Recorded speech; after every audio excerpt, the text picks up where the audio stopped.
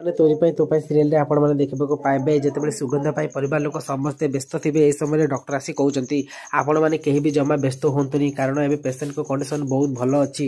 ହେଲେ ମୁଁ ଗୋଟେ କଥା ବୁଝିପାରୁନି ଆମେ ଏତେ ଭଲ ମେଡିସିନ ଦେଲା ପରେ ମଧ୍ୟ ଆପଣଙ୍କ ପେସେଣ୍ଟ କିଛି ବି ରେସ୍ପନ୍ସ କାହିଁ କରୁନଥିଲା କିନ୍ତୁ ଏବେ ଅଧଘଣ୍ଟା ତଳରୁ ମୁଁ ଦେଖୁଛି ହଠାତ୍ ତାଙ୍କୁ କିଛି ଚମତ୍କାର ହେଲା ପରି ଲାଗୁଛି। ଏମିତି ଲାଗୁଛି ଏମିତି ଆପଣମାନଙ୍କ ମଧ୍ୟରୁ କେହି ଜଣେ ଭଗବାନଙ୍କ ପାଖରେ ପ୍ରାର୍ଥନା କରିଛନ୍ତି ଆଉ ଭଗବାନ ତାଙ୍କ ଡାକକୁ ଶୁଣିଛନ୍ତି ଆଉ ସେଥିଲାଗି कंडीशन ଏବେ ବହୁତ ଭଲ ଅଛି। ସେ ଏବେ ଆଉଟ୍ ଅଫ୍ ଜେଣ୍ଡର ବାହାରେ ଅଛନ୍ତି। ଆପଣମାନେ ଡରିବା କୌଣସି ବି ଆବଶ୍ୟକ ନାହିଁ। ଆଉ କଥା ଶୁଣିଲା ପରେ ପରିବାର ଲୋକ ସମସ୍ତେ ଖୁସି ହେଇ ପଡନ୍ତି। ଆଉ ଯେତେବେଳେ ରାମ କହନ୍ତି ଯେ ଏସବୁ ସମ୍ଭବ ହୋଇଛି ଚିକି ପାଇଁ। ଜେଜେମା ତମେ ପଚାରୁଥିଲ ନା ଚିକି କୁଆଡେ ଯାଇଛି ବୋଲି, ହେଲେ ଚିକି ମାଙ୍କ ପାଖରେ ଦୀପାଳି ଧରି ପ୍ରାର୍ଥନା କରୁଛି, ସେ ମାଙ୍କ ପରିକ୍ରମା କରୁଛି।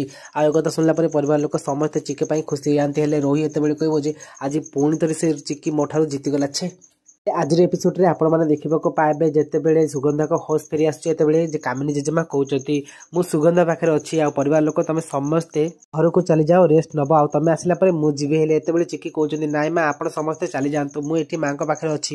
ହେଲେ ସୁଗନ୍ଧା ଏତେବେଳେ କହୁଛନ୍ତି ନା ନା ଏ ଝିଅ ମୋ ପାଖରେ କେବେ ବି ରହିବନି। ତ ଫ୍ରେଣ୍ଡସ୍ ଆପଣମାନଙ୍କୁ କଣ ଲାଗୁଛି ସୁଗନ୍ଧା କଣ ପରିବାର ଆଗରେ ସବୁ ସତ କଥା କହିଦେବ? ଯଦି ହଁ ତାହେଲେ ଆମକୁ ୟେସ୍ ବୋଲି କମେଣ୍ଟ କରି ଲେଖି ଜଣାନ୍ତୁ।